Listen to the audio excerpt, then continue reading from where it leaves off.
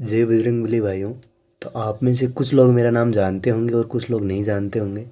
तो मेरा नाम है नंदलाल सेन। और आज मैं आपको अपनी एसएससी एमटीएस के थ्रू जो सिलेक्शन हुआ था उसकी कैसे ज्वाइनिंग हुई और क्यों उसके 1 साल बाद मैंने उसको रिज़ाइन कर दिया। तो 12 या 11 मार्च 2025 को होली के दिन हमारा रिज़ल्ट आया था एसएससी एमटीएस का, जिसमें मेरी 256वीं रैंक आई थी और मेरे को ईएसआई डिपार्टमेंट मिला था। और जब मेरे को राजस्थान ही मिल गया था क्योंकि रैंक बढ़िया थी, और मेरे को जॉइनिंग के टाइम इन्होंने दिया था एसआरओ जोधपुर के अंडर पाली ज़िला दिया था राजस्थान का ही, जो मेरे होम डिस्ट्रिक्ट से लगभग 250-300 किलोमीटर था। वहाँ मैंने 1 साल काम किया। मेरी जॉइनिंग हुई थी 5 जून 2025 को, और अभी 5-10 दिन पहले 5 जून 2026 को मैं रिज़ाइन देके घर आ गया। तो 1 साल का एक्सपीरियंस वहाँ पे कैसा रहा।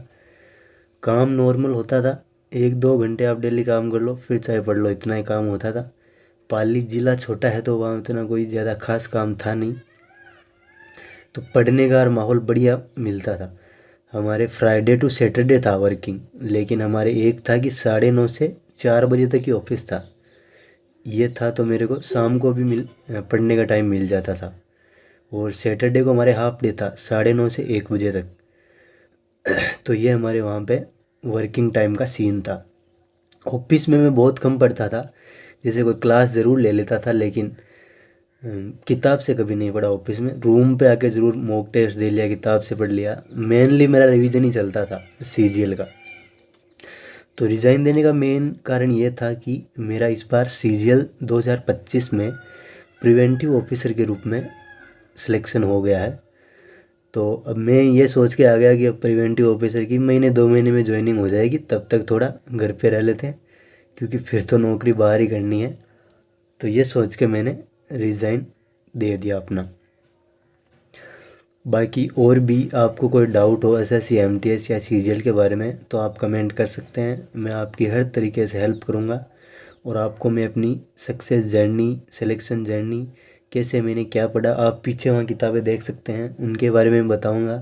क्या कैसे पढ़ा है, कितने घंटे पढ़ता था, कैसे पढ़ता था, कितने मॉक टेस्ट दिए, कैसे रिवीजन किया, कैसे मतलब जैसे मैं जॉब में था फिर भी इस बार सीजीएल में सिलेक्शन ले लिया, वो सब आपको बताया जाएगा। तो 1 साल में मेरा एक्सपीरियंस ये रहा कि मैंने वहाँ बहुत कुछ सीखा।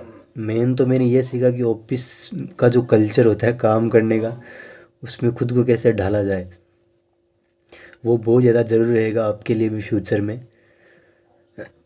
और जो मैंने बहुत अच्छी चीज़ें सीखी उनमें से एक ये था कि जब मैं जॉइनिंग लेकर गया तब मेरे को कंप्यूटर चलाना आता ही नहीं था, लेकिन 2-3 महीने में मैं एकदम पूरा कंप्यूटर चलाना वलाना सीख गया। और ऑफिस का काम भी मैंने लगभग पूरा सीख लिया कि हाँ ये ऑफिस में काम होता है, लेटर लिखना और भी जो ईएसआई का रिलेटेड काम था वो सारा मैं कर सकता था 2-3 महीने में ही।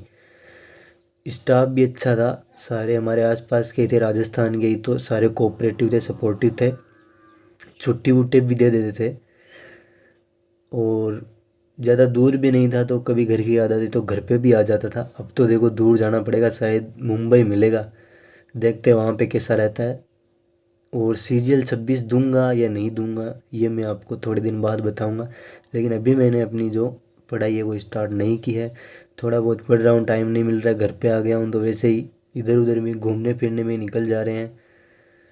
बाकी आपका कोई भी डाउट हो तो आप कमेंट करके बता सकते हैं, आपकी हर प्रकार से हेल्प की जाएगी।